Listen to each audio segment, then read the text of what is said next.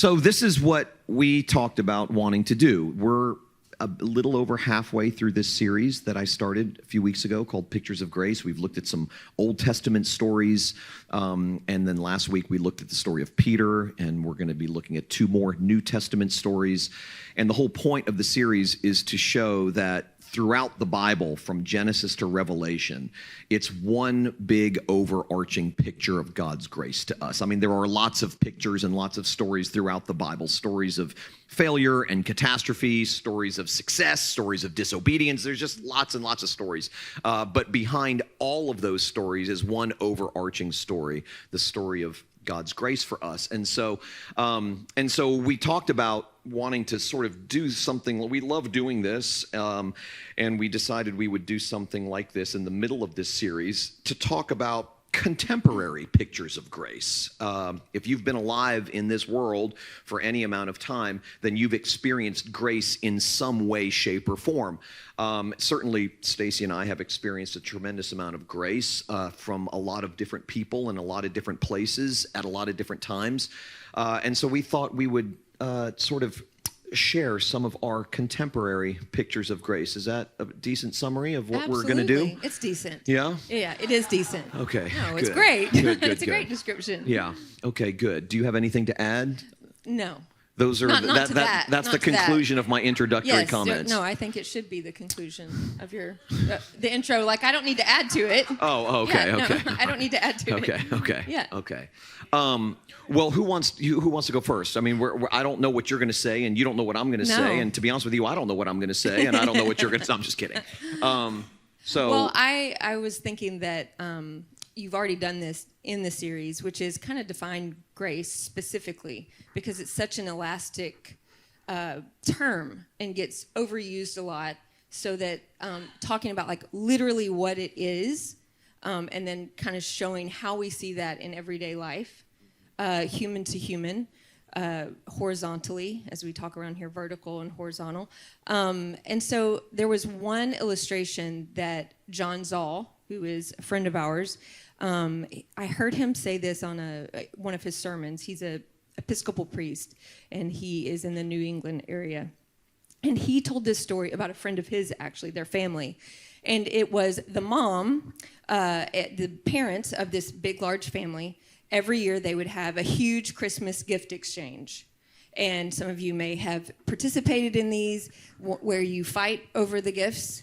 And so her gift that she put in the pot of gifts was opened. And it was an all-expense, all-inclusive paid trip that was a cruise, and it was 14 days.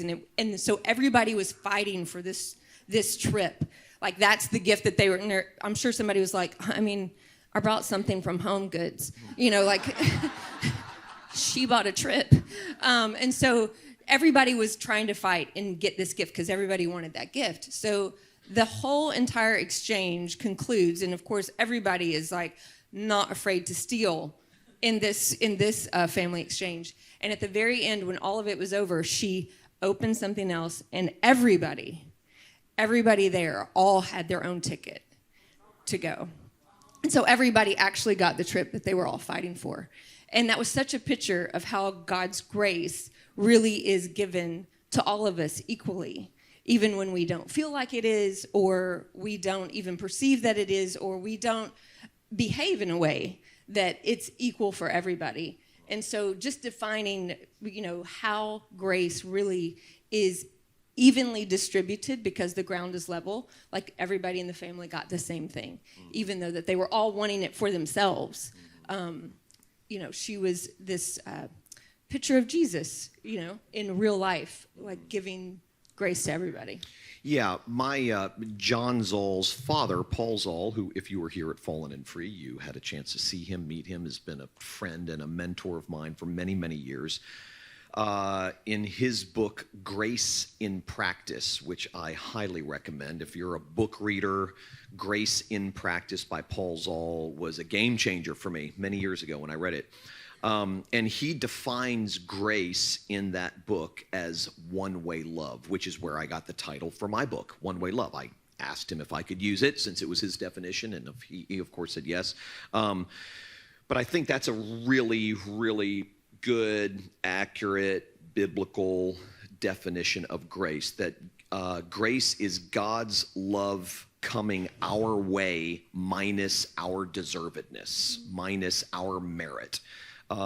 Even when we talk about grace almost like it's a wage to be earned. Like God will give you grace if.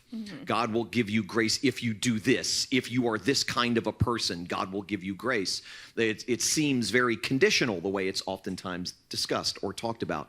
And so the way Paul describes it as one-way love, that grace is being loved when we are unlovable, that grace is, the old definition is undeserved favor, that we get the goods from God, not because we are good, but because he is good. It's a very difficult, counterintuitive concept to understand because we live in a very graceless society. We live in a graceless world, this broken world. We get pictures of grace, thankfully, but overall, this world is very, very conditional. Our relationships all of our relationships, even our best relationships, have an aroma of conditionality about it. I will love you to the degree that I feel love from you. I will give to you to the degree that I'm pretty sure you're going to give something back to me. That's just the way our world works. That's the way the educational system works. That's the way the workforce works. That's the way oftentimes our homes work. And so grace is a very different, we almost can't help but put qualifiers on it because it's so beyond our ability to comprehend that we think it just sounds too good to be true. And we're always very skeptical of deals that sound too good to be true. And so there is an understandable skepticism, almost a cynicism about grace, and we find that inside the church as well as outside the church. So I think we can't talk about it enough. We were in Delaware a couple weeks ago, and I think I mentioned this church had read my book churchwide. As a church, they read my book, One Way Love, and the pastor reached out and asked if I would come up and discuss it in front of the church, answer questions, that sort of thing. So I did, and one of the questions was something along the lines of, well, grace seems to be one part of the Christian faith, but you talk about it as if it's the whole enchilada. And the fact of the matter is, at the end of the day, it is. God creating life, God sustaining life, God causing, as the Bible says, the rain to fall on the just and the unjust alike, the sun rising and setting every day. You cannot live in this world as a creature made by God in his created order without pictures of grace all over the place, if you have the eyes to see it, if you have the eyes to see. And so I don't think grace is something that we can talk about too much. This world is the way that it is, and our lives are the way that they are, not because we have too much grace or have too much of an understanding of grace, but because there's too little grace, because we have too little an understanding of grace. Real quick, and then we'll tell a couple stories. But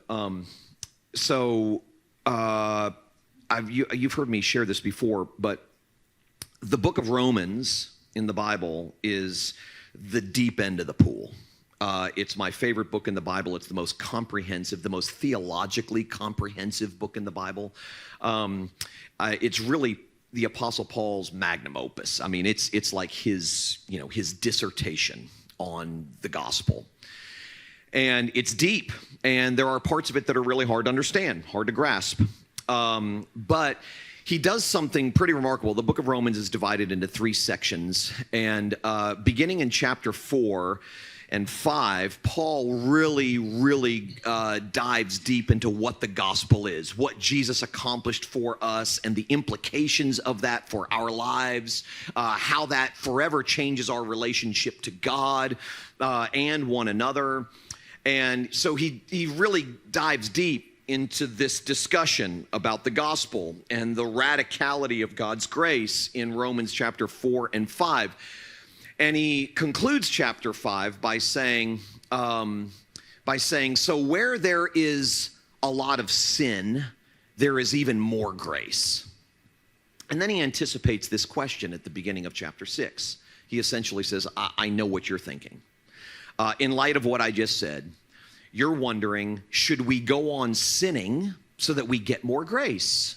I mean, if it's true that where there is sin, there is even more grace. If we want more grace, then shouldn't we sin more?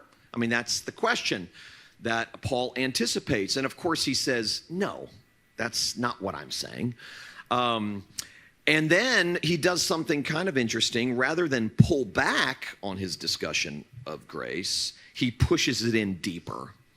Because what he's essentially saying is, if that's the question that comes to mind, if you think that grace, for instance, is a license to sin, that grace gives you an excuse, well, I can do whatever I want. God's going to forgive me anyway.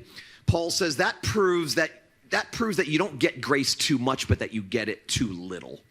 And so he spends the rest of chapter 6 pushing it in deeper, not pulling back. And I was asked when we were in Delaware a question along these lines, and I said, I have never met anyone in my life whose heart has been so gripped by God's grace and God's forgiveness and God's love for them that it has immediately made them want to sin more or get worse. In fact, it has the exact opposite effect. When you are loved in a moment when you don't deserve it, and you know you don't deserve it, when you're being bad, and instead of the person that you're being bad around retaliating, they love you instead, that doesn't make you want to get worse. That makes you feel bad for what you're doing or what you've done. It really produces a sorrow. It produces real repentance. Because you've been loved in a moment where you don't deserve it. And so grace doesn't make us want to do bad things. It actually makes us feel bad for doing bad things, and it makes us want to stop. And so if that's the case, then we can never talk about grace too much, ever. It should never feel like it's getting old and stale. The moment we feel like, okay, we've heard it, can we move on to something else? That's proof that we don't get it enough, and we need it more. Because the person, like I said, whose heart has been gripped by God's grace, they can't get enough of it because they realize how much they need it. And that's really what spiritual growth is. It's an increasing awareness of how much grace we need. So if you want to talk about what it looks like to grow as a Christian, for instance, it's not simply modifying your behavior, because the Pharisees were amazing at that. Amazing. They kept the rules better than all of us combined. It's not about that. If you really want to know what growing as a Christian looks like, it is an increasing awareness of how much grace we need, so that at the end of our lives, we should be more aware of our sin and more thankful for God's grace than we were at the beginning of our lives. Well, along those lines, I have a couple of stories, but one of them, you actually know both of them. And one of them you were there for, and one of them you weren't. But when I graduated high school, right after I graduated high school, which I was going to be like the first one to graduate high school in my family that didn't get pregnant before she graduated, and I was going to go to college, and I wanted to play basketball, and so I had my whole dream and future about everything that was going to happen. And right a couple months after I graduated, I found out I was pregnant, and so all of that just crashed. All of my dreams for life just crashed, and I was scared to death. And I have a giant family full of very loving people that had all been moms at very early ages. My mom had me when she was 15. My grandmother had my mom when she was 15. So there's 30 years between me and my grandmother. So it's not that these people couldn't understand failure. They were living in the consequences of their failure daily. And so I was sitting in my bedroom just a few days after I found out. And I was just sitting there with my lamp on, and I was just like scared and trembling, and like I know I needed to tell my parents, but I didn't know how, and I didn't know what to say, and I was just, and my mom has always been extremely loving to me, but she's no softie. And so I was a little scared of Tammy Jo, and I was scared of what would happen, and not just in that relationship, but in life in general. And I was sitting there just contemplating all sorts of things that I can't even imagine that I would have contemplated, but in that moment of desperation, you will contemplate a lot of things that you otherwise wouldn't. And so I was sitting there, my door was almost all the way shut, and my mom walked in. And I mean, just like the blood probably left my entire body when I was sitting there on my bed. And she's pretty stone-faced. she can have a stone face. And so she comes in and sits down on the bed next to me, which made me even more scared, because I was like, what is she about to do? And she said, Sean called, which was a friend of my boyfriend. And she said, Sean called and told me you were pregnant. And first of all, I was really mad at Sean. And whatever. But secondly, I was just waiting for this absolute condemnation, conviction, and just, I was ready to hear it from my mom. And she looked at me and she grabbed my hand, because I was sitting there with my knees pulled up to my chest, and I was just kind of huddled like this.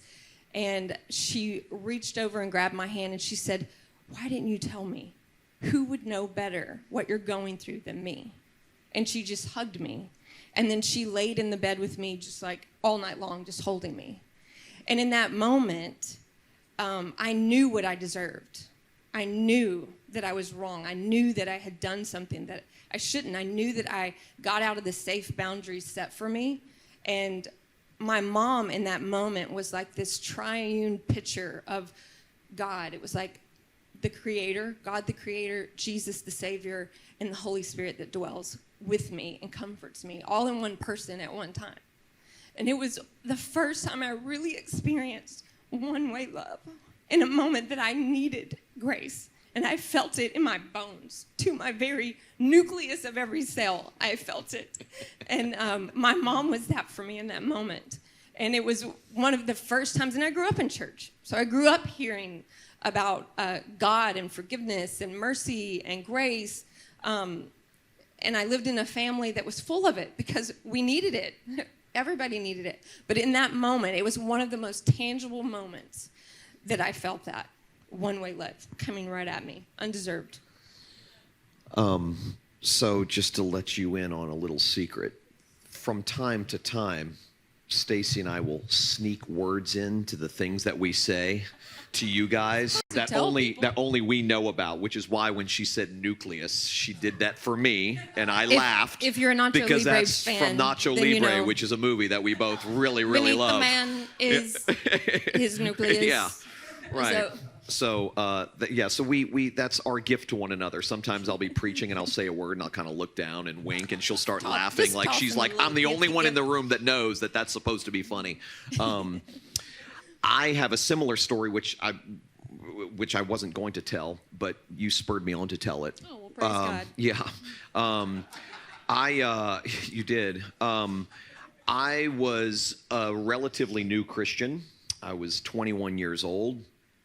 I was recently engaged to the girl that was going to become my wife, and she was a new Christian also, and we found out 2 months into our engagement that she too was pregnant, and I too was scared to death.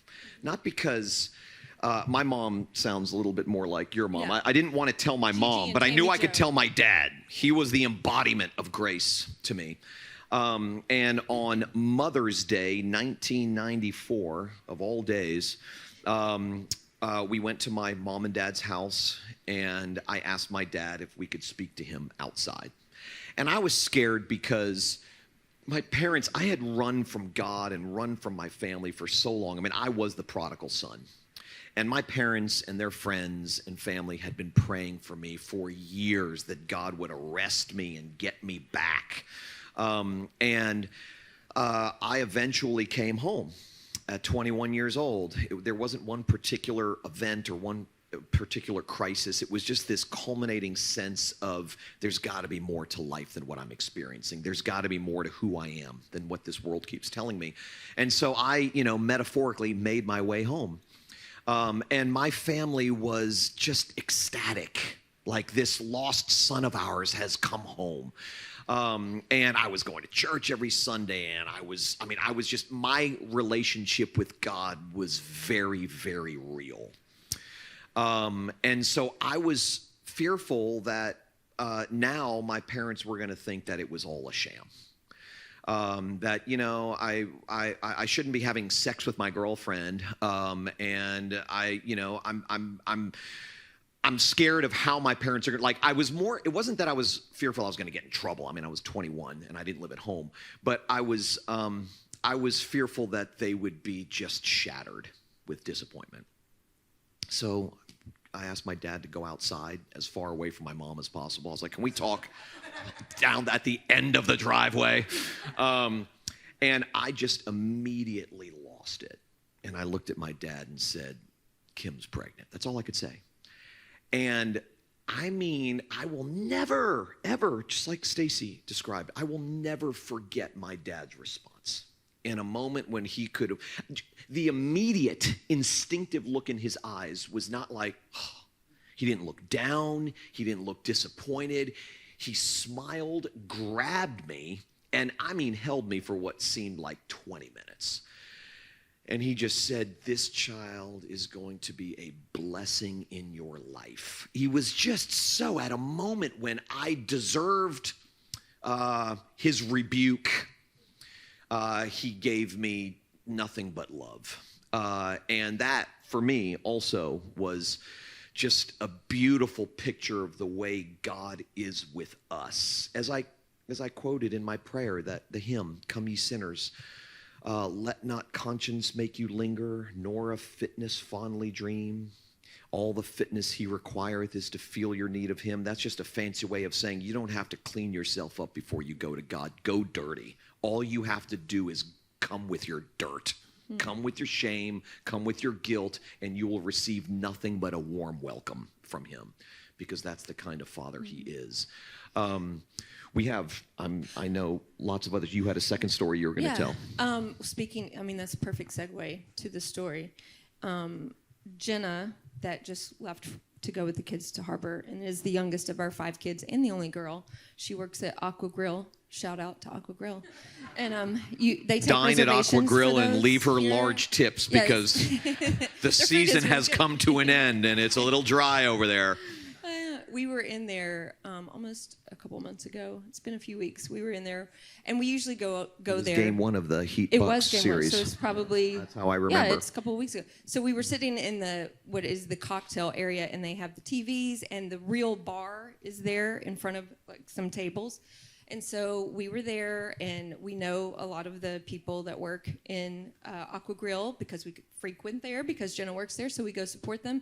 And we were there enjoying our meal, watching the game, and there was a man at the bar by himself. And, we kind of watched him because he was right in front of like the TV, so he was in our line of vision. And he had a couple, pints of beer in front of him, and at one time, he kind of fumbled to get up, and I watched him, and I was like, that guy is drunk. That guy is so drunk. And he like kind of fumbled and stumbled and went towards the restroom. And I was like, I think he also maybe shat himself. And so, I was being super judgy. I was like, that's disgusting. Because there was evidence. Because there's evidence. The chairs are white leather. The bar chairs are white leather. He had on khaki shorts. And he got up and walked this way. You guys are going to love this story. And so he gets up and he goes towards the bathroom. And he comes back. And, we had a little conversation. Let me just add, I was being judgy too. Okay. We were like, this guy, someone needs to take him home. He's just hammered drunk. My gosh, why is he in public? Blah, blah, blah. I mean, we were pretty... Well, we didn't at first. The first time he went to the bathroom, it was mild judgment. The second time, because he came back, he sat down again, he ordered a couple more rounds. Now it's like the fourth quarter of the game. And he gets up again. But this time, he kind of like recognized something was wrong. And he was grabbing for some of those bar napkins, which are like grabbing toilet paper or a Kleenex. I mean, you're not going to clean up anything with that, right? So he's like wiping the chair, and he's kind of, you can tell he's kind of aware of like, something ain't right here. And so he gets up again to go to the restroom. And this time it's even more obvious, okay? And now we're like, I mean, this guy, we're both being so ugly, and we like stop Jenna. We're like, this guy, he looks drunk, and he's like, looks like he maybe crapped his pants. And he's like, oh, it's like, we're like, just, so the guy comes back, and he leaves this time. And then Tyler, this guy that is the manager, he's a great manager at Aqua Grill, where Jenna works. And he's always super sweet to Jenna. He's so kind and generous to us every time we go in there. And he came by with a mop and some cleaning stuff. And one of the other guys that works there grabbed the chair, the white leather chair, and takes it out of the room, out of the space. And Tyler, the manager, he's the boss over everybody there. He's not the owner, but he's the boss there. He's the one that was cleaning up the mess. Like, he was cleaning up. He came by and he was like, yeah, there's a big mess in the bathroom I had to clean up. And we're like, yeah, we know. Saw the guy. Like, there's no doubt. Because I was like, oh, something's going down in the bathroom. That place is a wreck in there. I hope you don't have to go, because that place is a wreck. Tyler had been in the bathroom, cleaned. He was the one that was cleaning. I did have to go to the bathroom, but in that moment, I identified as a woman and went to the woman's restroom.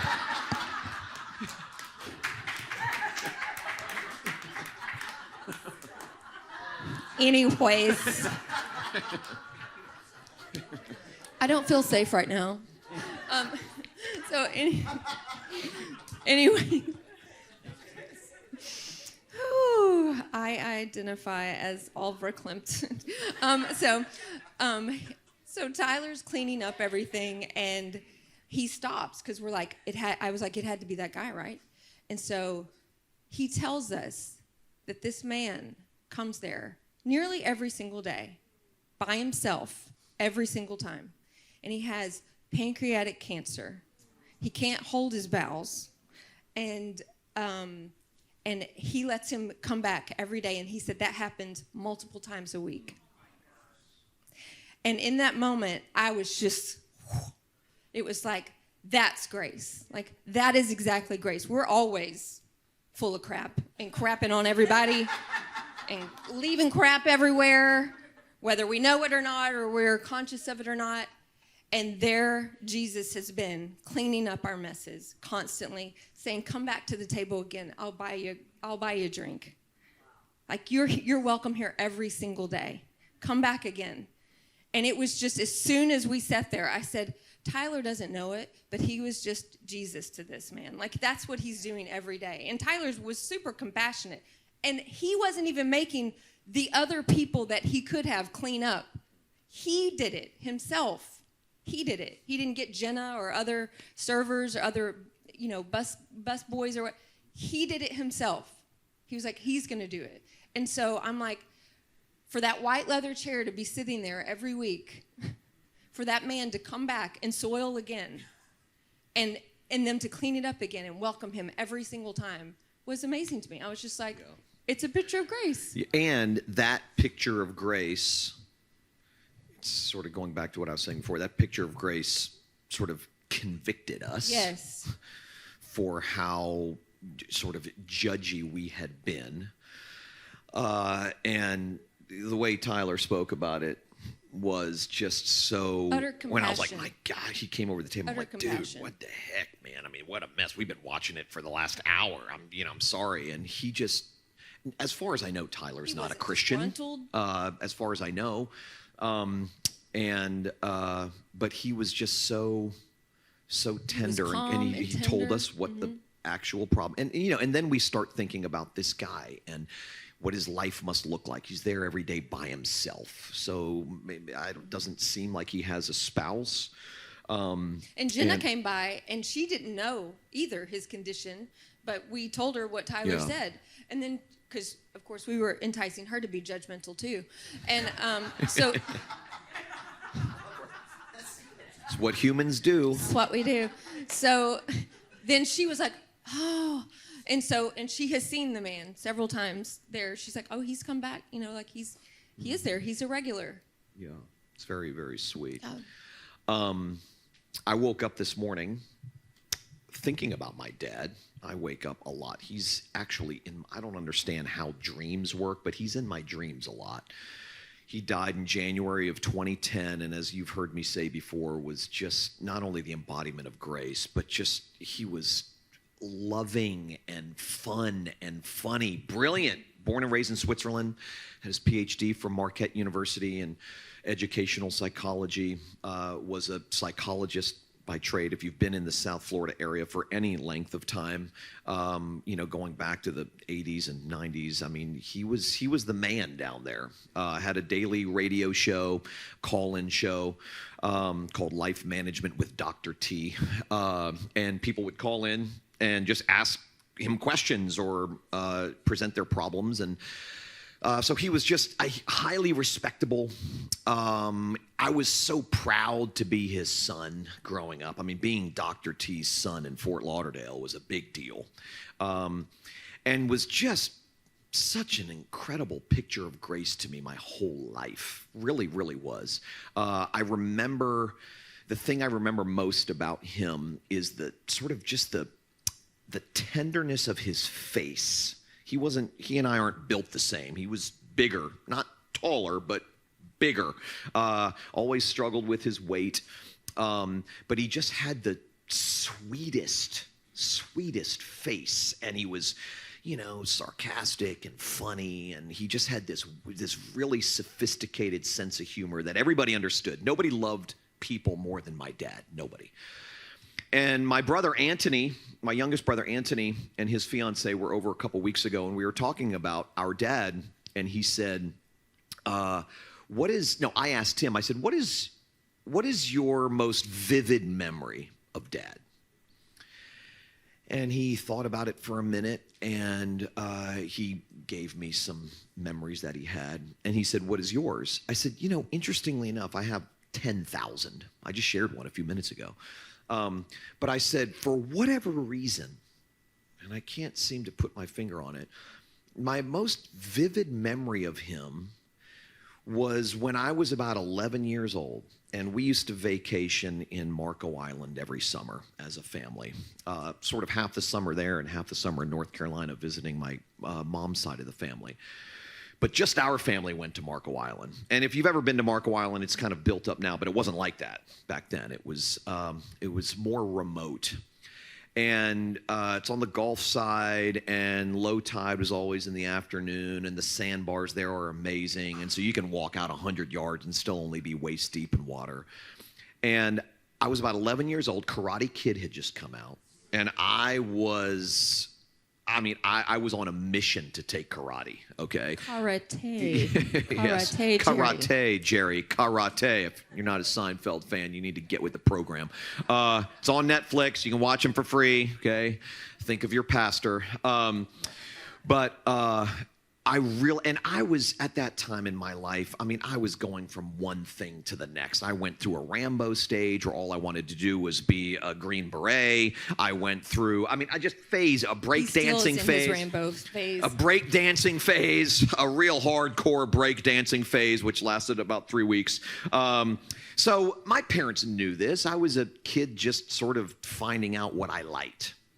And so it was just my dad and I in the ocean. It was his afternoon, Marco Island. It's probably like 3 p.m. I remember it like it happened 5 minutes ago. And it was just he and I in the water. We were, sort of up to our chests or our stomachs. And we're just talking. And I was explaining to him how I really, really, really wanted to take karate. I wanted to become a karate kid myself. And my dad sat there, and he could have easily rolled his eyes and been like, yeah, you say that today. Tomorrow you'll be on to something else. But I mean, for like 15 minutes, he just sat there. He listened to me and just the way he listened to me and described my passion, my excitement for, karate. And rather than just sort of, like I said, roll his eyes, he listened and he asked me questions like, what kind of karate or what makes you want to do karate or, just to sort of help me come to better understanding of what I wanted to do and why I wanted to do it. And I was explaining it to him. I was kind of selling him, I was selling him on this idea of getting me a karate membership at some dojo when we got home. And his response was just, as soon as we get home, I'll take you and we'll go look at different karate schools and we'll find one that you like. And he really took me seriously. He was asking me about karate clothes. He's from Switzerland. He doesn't know anything about karate, but he's asking me about karate clothes and the difference between the belts and blah, blah, blah. And of course, by the time we got home a few weeks later, we didn't go look at karate dojos because I was on to the next thing. I didn't care about it anymore. But that moment, for whatever reason, I've been thinking about it a lot for the last few weeks. And for whatever reason, that moment just stands out because I think it's a really beautiful, simple, seemingly forgettable picture of grace. That we go to God with all this stuff. We go to him to complain. We go to him to ask for things. We go to him to thank him. We just sort of, like me with all of the things I was into, we sort of bounce around and God knows everything. He knows what we need and what we don't need. He knows when our prayers are silly. We're asking for things that he's never going to give us because we don't know it at the time, but it would be terrible if we had it. He listens. And he inquires, and he doesn't shoo us away or roll his eyes. He cares. My grandmother, my mom's mom, used to say of my dad when she was alive that he had listening eyes. And he really, really, really did. And it's those listening eyes that when I think about them, it's just such a beautiful picture of the way God is with us. He listens, and he doesn't ever roll his eyes or get annoyed or sort of just, whatever. You're so obnoxious. You asked for one thing yesterday and another thing today, and he listens. The other one I thought about this morning, our two oldest grandboys, Mason and Bryson, are coming to stay with us for a few days, beginning next Sunday, Father's Day. And 3 or 4 days ago, I FaceTimed them. I told them that I would FaceTime them, so I'm FaceTiming them. And I was in Jenna's room originally, and we were FaceTiming, and then Bryson was like, "Where's Stacie?" So we went. Stacie was getting ready for bed, and so we walked into our bedroom, and we're all FaceTiming him. And he just got Bryson's 5. No, he'll be 5 in October. Sorry. And he now has these little glasses he has to wear for like a year. And he was really nervous about wearing them because he thought he would get made fun of at school. And they're these little blue glasses. They're so freaking cute, so cute. But he was nervous. His mom was like, yeah, he's nervous that the kids are going to make fun of him. And so I had Jenna and Stacie and I all put on glasses so that he wouldn't feel like he was, And so we're FaceTiming, and I mean, Mason is all into the older ones, all into robots and dinosaurs and, all of that kind of stuff. Bryson's like a sports junkie. Yeah. He just wants to play basketball and football. But his older brother is more artistic, he draws. And so he had just gotten this new toy. Mason had just gotten this new toy. And so he was describing in meticulous detail what this toy was and showing us on FaceTime. And so they were kind of, vying for our attention. And I said, let me talk to Bryson again for a second. And I said, Bryson, they call me Tutu. I said, Bryson, we love your glasses. They make you look super cool. You look like a superhero. You're amazing. And I said, if anybody at school makes fun of you for wearing glasses, you tell Tutu, and Tutu will go to your school and beat them up. I will beat them up, okay? And his eyes all lit up, and he smiled, and he said, you're like The Rock. And then I, flexed my muscles to show him I am like The Rock, and if any kid makes fun of you. And so we just had like this fun conversation. And yesterday, Jamie, their mom, texted, hold on a second, I'm not going to be able to read this. I'll just read you a portion of it. She texted Stacie and I yesterday, and she said, the boys are really, really looking forward to coming to stay with you. They've been asking every day since the FaceTime, is Tutu coming to get us today? And I was like, dude, I mean, it's like I was telling Jenna, it's like a puppy dog. They love you unconditionally. My grandkids, they don't yet know my story, my faults and my failures. And honestly, they wouldn't care if they did. They love Tutu. And I thought, isn't that the way God is with us? I mean, through the mouth of babes, it's just the way he is with us. Like he's not... He enjoys being around us. He can't wait to see us because of what Jesus has done for us. God's disposition toward us is one of a tender, loving Father who just simply delights in us. And we make a mistake oftentimes when we think in a graceless way, that we have to become a certain way or do certain things in order for God to like us, in order for God to accept us, in order to keep God from being annoyed with us. And grace comes in and just shatters that conditional notion. And I think it's beautiful how, back to the story in Aqua Grill and this one about Bryson, God in the person of Jesus, to show how much he loves us and how much grace he wants to lavish upon us, is shown because in his becoming like us, like Jesus coming to get dirty, to get his hands dirty, to put on the flesh that we walk around in, to experience the death that we should have. Like us showing Bryson, like we have glasses too. I mean, in the tiniest way, it's like, I'm going to be like you because I want you to know, I know what you're feeling and I know what you're thinking, and there's no reason for you to be afraid. We don't not accept you. I don't not love you because you have to wear these glasses now. And the same with the guy in Aqua Grill. It's like, it was such a picture of like, God gets messy with us. He gets in the dirt of our lives. He gets in the crap of our lives, literally. And baptizes himself to do that with us and forever seal us to him. Like, there's no going back. There's no letting you go. I'm always going to be here for you and with you. And it's just, if you start to see that every day in everyday life, because it's there all around us, we get these like beautiful little glimpses of what unconditional love is, because we can't love each other unconditionally. And grace, in and of itself, I read the other day, the Greeks had 4 words for love before the translation of the Old Testament, like before they translated. And then they realized there's this other word for love that they were unfamiliar with and they couldn't define. And it was this undeserved love, like loving the unlovable. And that's agape love. And that's the love that they attributed to the kind of love Jesus has for people. And but before Jesus, there wasn't like this love, this word for love that meant that.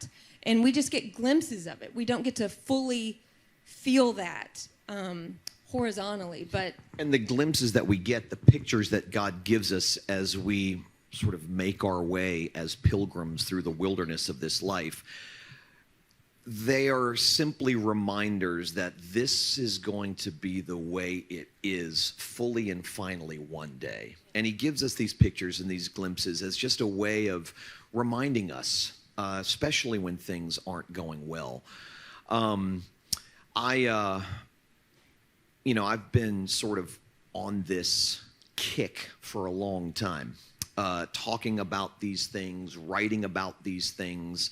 And before I crashed and burned in 2015, I preached this stuff. I wrote about this stuff. I mean, I believed it.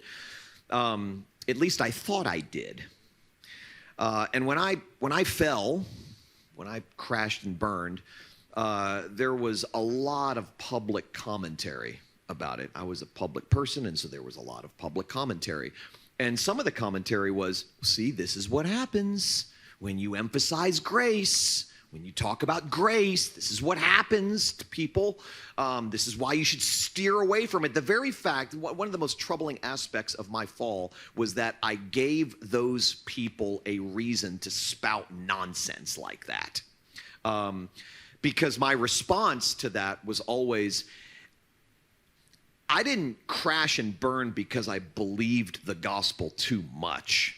I crashed and burned because in the moment when I needed to believe it, I failed to believe it. It was my unbelief that precipitated my fall, not my devout belief in grace. If I actually believed that everything I need and everything I could possibly want, I already have because of what God has done for me in Jesus. That all of the acceptance that I was longing for, and all of the approval I was longing for, all of the love that I was longing for, all of the security and significance that I was longing for were already mine, that the keys were already in my pocket. If I had believed that in the hour of temptation, I would have been able to resist it. I would have been able to detect that this is fool's gold. This is just a false version of something I already have. So in that moment, it wasn't the fact that I believed it too much, but that I believed it too little. And over the course of the next few years, as God just systematically deconstructed me, I mean, he took me away from everything familiar and just sort of helped me identify all of those lesser gods that I had been putting my faith in and trust in, and sort of stripping me down to nothing. And it was during that time that the grace that I had preached about and the grace that I had written about became real to me in a functional way. I mean, it became extremely real to me, and I've shared this before. The friendship of God, the loyalty of God, the faithfulness of God became real to me when I was at my worst. And as people were scattering and running, and which is understandable, but as people were scattering and running away from the explosion, from the wreckage, God just never left my side. And it was almost like I was tempting him to bail. Testing him. Are you really who you say you are?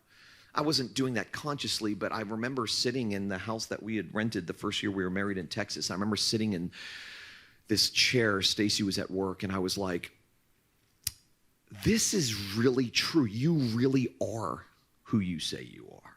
I mean, you are, because I've given you every reason in the world to run away from me.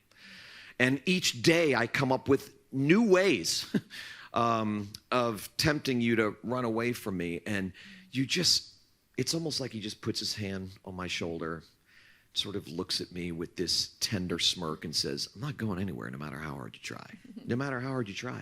I mean, you can push and you can run, and I'm gonna come. My love for you is mugging in nature.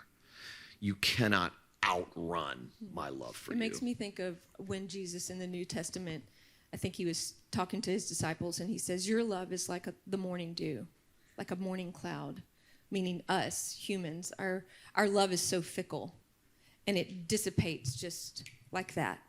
But he was talking about like how his love is so different, and it is exactly what you described, that it's forever. It's not conditional. It's faithful. It's abiding, and it's there all the time, presently. Not when you're good or when you're bad or when you feel like you deserve it. And in fact, that's gives voice to what you said earlier about the people who are usually barking about grace or resistant to it are the people who don't think they need it. So when the Pharisee in us comes out, because it does, they weren't just in the Bible. They're alive and well today in all of us. And Aqua Grill. And Aqua Grill. Yeah. And right now. Yeah. And but that's the part of us that resists grace. And I want it for myself, but I don't want it for that person or those people or over there. And it is for it's for the Pharisee. It's for the Pharisee and me. It's for the Pharisee and everybody else. It's not. It levels the playing field. And I never want to speak about grace in a way that would cause people to think that their questions about it are stupid, because they're not. I mean, I had my own. I wrestled with my own questions about it. I mean, I was sort of taught a certain way my entire life. And then as I got older and studied more, and I realized a lot of what I had learned about God and about the Christian life was not right. I was taught wrong. Not that these people were intentionally trying to teach me wrong. It's what was taught to them. And as I've shared before, it's almost like the focus of the Christian faith is the life of the Christian, and that's what I was taught to believe. And so this just seems so soft. Some of the complaints that people have is, this is just, a sloppy agape, they call it, or a gracist. You're not a racist, but you're a gracist. Yeah, like you won't talk about or the law. you talk about cheap grace. Right. Okay, I've heard this for years and years and years. As my friend Steve Brown says, grace isn't cheap. He says grace is not expensive. It's not even cheap. Even if it were cheap, I couldn't afford it. It's free. And so there are questions that come, and they're understandable questions, because we are being deprogrammed, so to speak, and need to be reprogrammed. I like to say that, I used to say this when I had a BlackBerry that I got rid of in like 2019. Anyway, I'm just kidding. Just kidding. For the young people in the room, BlackBerries were phones before iPhones, and I loved mine. They called them crackberries for a reason. And I remember sharing with the congregation that I was pastoring at the time that grace is not like a new app for our current operating system. It's a brand new operating system. The me going from BlackBerry to iPhone it was me getting used to an entirely different way of technological navigation and communication. Totally different way. And it was just a good reminder that grace isn't just some app. It's not like one spoke on the wheel.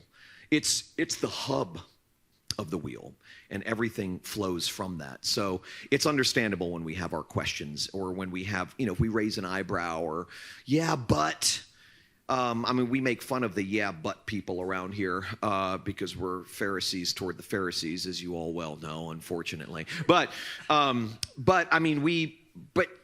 those are really understandable questions. They just are.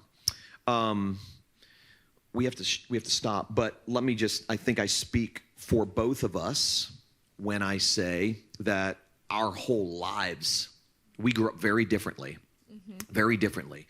And yet at the same time, both of our lives for 50 years has been a real bona fide demonstration of God's grace to us. Absolutely. I don't think either of us should be alive today. Absolutely not. I should be either dead or in prison.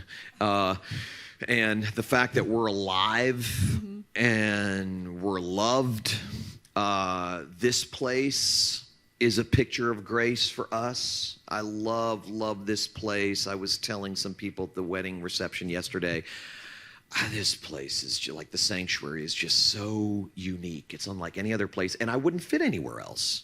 I wouldn't want to fit anywhere else. I've shared with you guys before that if the sanctuary didn't exist, I wouldn't go to church. Not because I don't love God or believe that God loves me. I just don't feel like I fit anywhere else. I don't feel like I can be really me and be free enough to be me and to just sort of, talk to you guys the way I talk to you guys. And I'm the same way with you guys, and I am at home. And so this place is a picture of grace for me, and I know you too. It is a huge picture of grace. There's no... If grace exists because error exists, and it does, that's the only reason it exists. Unmerited favor doesn't need to exist if there's no reason that if you earned it, then it's not grace. You've earned something.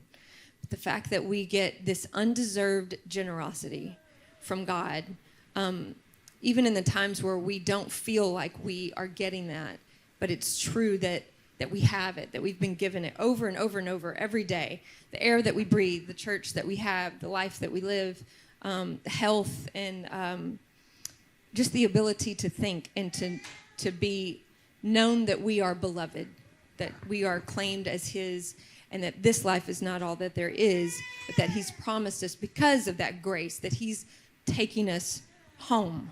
But that he's given us this one temporarily is a sweet grace that we don't deserve.